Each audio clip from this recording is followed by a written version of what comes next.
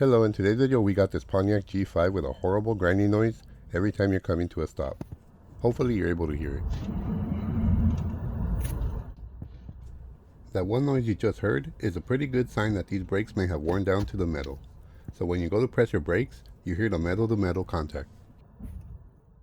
A pretty good way to tell where the noise is coming from is you'll see metal flakes on the rotor with the problem, which there's plenty of on this one.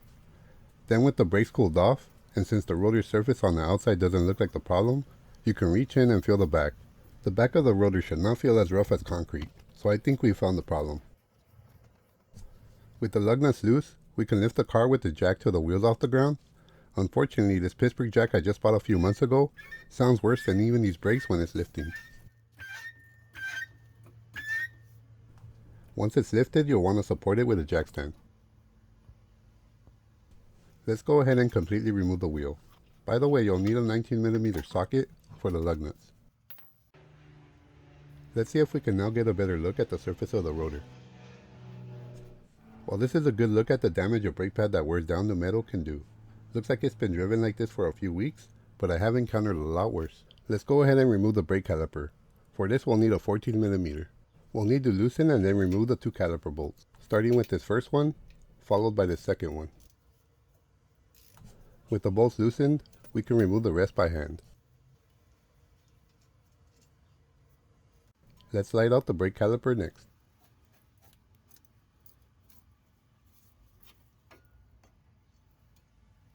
Well, now for the moment of truth. Let's find out how bad this brake pad really is.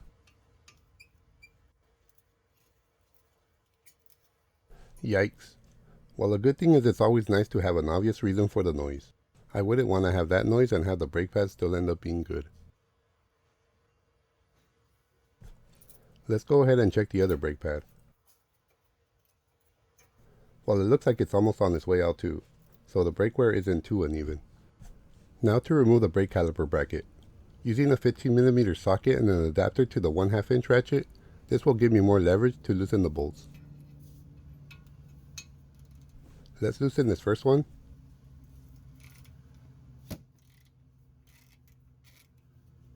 Followed by the second one here up top.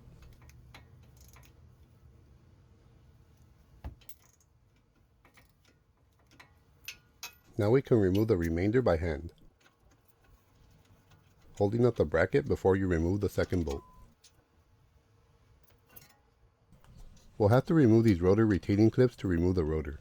For these you can either cut them off, or you can do what I do, and remove them and reuse them. Using a flat blade screwdriver, you'll want to lift up an edge, and do the same all around the clip.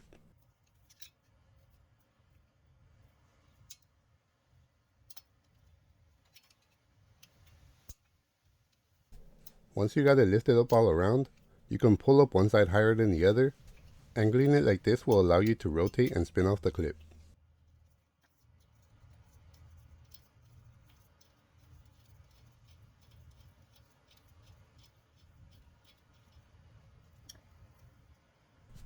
And you can see that this clip is still intact and can still be reused. Well, let's go ahead and do the same to remove this other clip.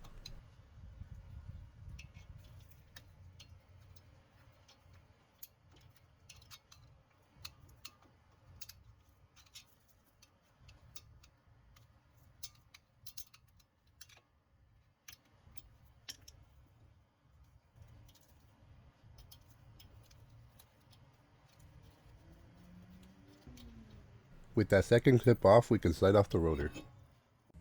With our new rotor unboxed, we'll want to use some brake cleaner to remove any of the rust protective coating that it may have. Following that up with a rag or a towel to wipe the surface.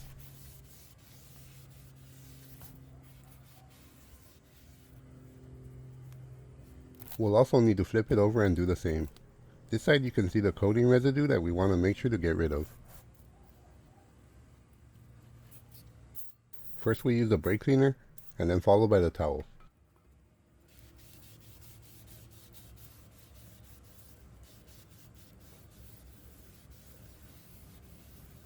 And with that done, our rotor is now ready for install.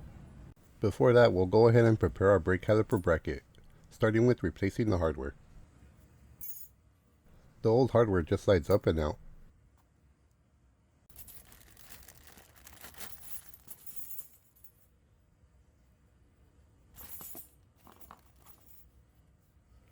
And with our new hardware, it's just the reverse, pushing it down once it's in place.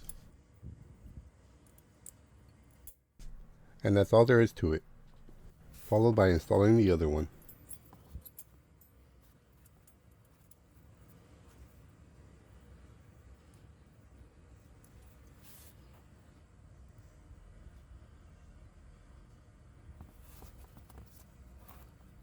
Let's also remove our caliper guide pins so we can clean and lubricate those as well. It's very important to make sure that these guide pins are well lubricated so your brake pads wear evenly. So we'll want to wipe out that old stuff and use some of our brand new brake lubricant.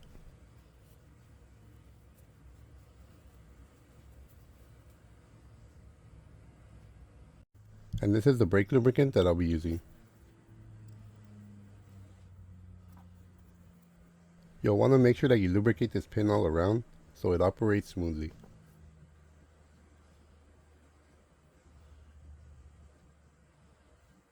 Now with the pin lubricated, let's reinstall it. The rubber boot is what keeps it in place, so you'll want to push that in, making sure that it goes in completely all around. And that does it with this pin. Let's continue on to the other. This one's a little more difficult since it has a little rubber insert in the middle.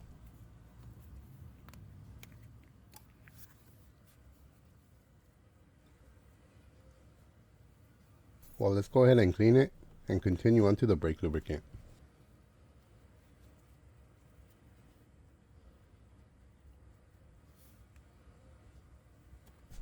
You also don't want to add too much, especially on the bottom. It'll just make it hard to go in.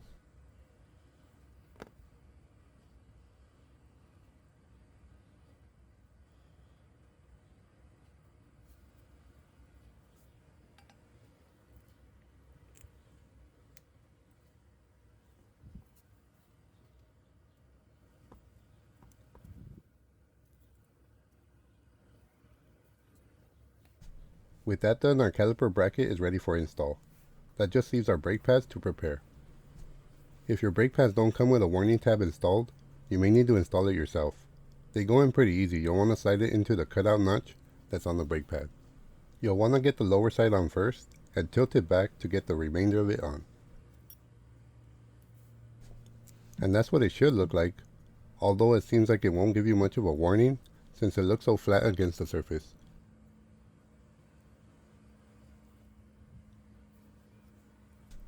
Anyways, let's lubricate the brake pad's contact points using our old brake pads as a reference.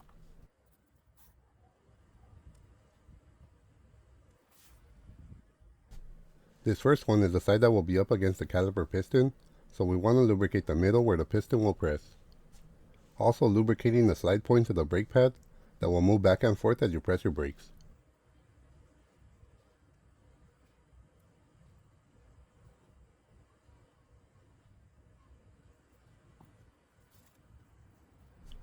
For this other brake pad, we'll want to lubricate where the caliper fingers will press up against the brake pad.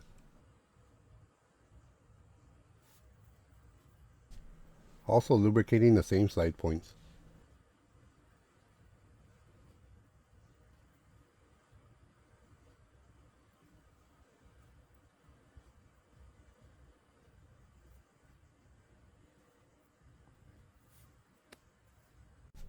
Now for our install, starting with the rotor and the clips that hold it in.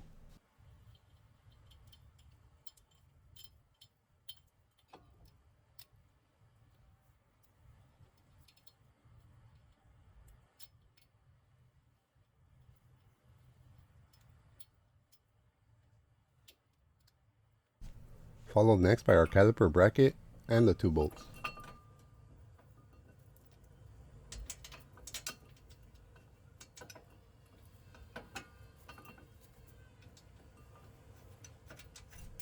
Once you get the first bolt holding the bracket, you'll want to install the second one before tightening the first one.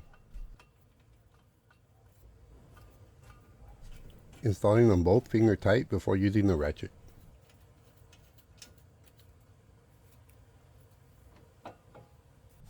Well, let's go ahead and use a torque wrench to torque them to spec.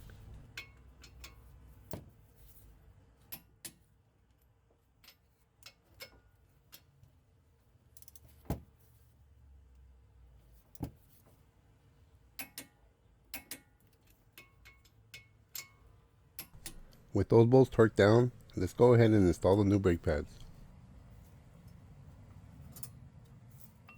With the outer one installed, we can install the inner with the brake warning tab.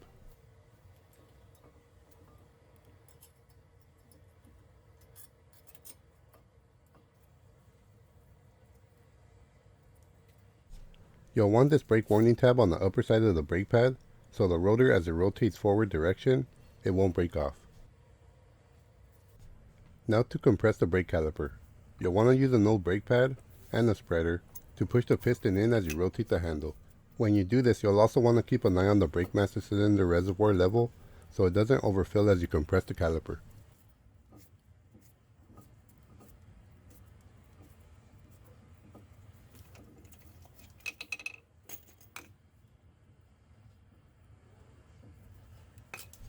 Now with the caliper compressed, we can reinstall the caliper plus the 2 bolts.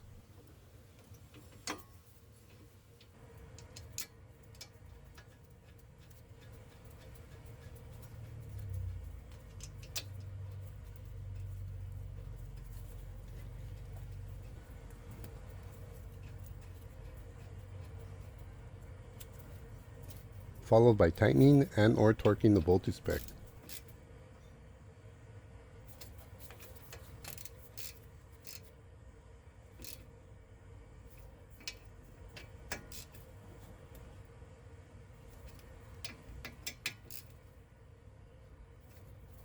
At this point, I like to go inside the car and press the brake pedal a few times so the caliper pistons press against the new brake pads before the test drive. Now finally reinstalling the wheel and the lug nuts, torquing them to spec.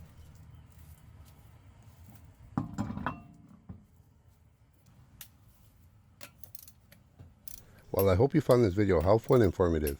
If you did, please click that like button to support my video and my channel. And please subscribe if you haven't done so.